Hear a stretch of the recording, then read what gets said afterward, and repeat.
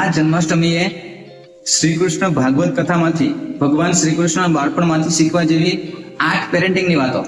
Number 1 કે તમારા કાનોડાને, તમારા કાનને, તમારા બાળકને કુદરતના ખોળે રમવા દો.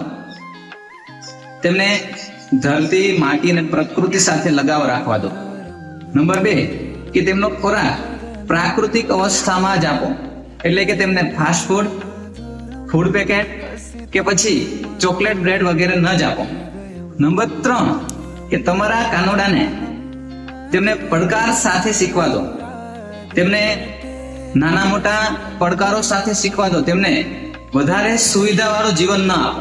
નંબર 4 કે તમારા બાળકને શુભ સંસ્કારો, સાહસ અને સદગુણથી એવો સભર બનાવો કે જે સૌના માટે પ્રિય બની જાય.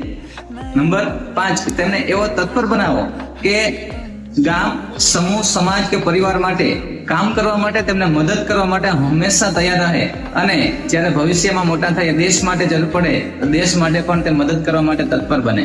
નંબર 6 કે તમારા બાળકને રોજ ભેટો, રોજ ગળે લગાવો અને તેમને કહો કે તું ખૂબ ભાગ્યવાન છે, તું ખૂબ મહાન છે, તું અમારા માટે ખૂબ કિંમતી છે. નંબર 7 તમારા બાળકને મિત્રતા શીખવો અને મિત્ર વર્તુળમાં રમી શકાય તેવી રમતો શીખવો. અને નંબર 8 કે તમારા બાલ ગોપાલને, તમારા કાનને, તમારા સંતાનને સંગીત પ્રેમી બનાવો અને એમની સાથે તેમને ગૌ પ્રેમી બનાવો. તેમને સંગીત સાધના શીખવો.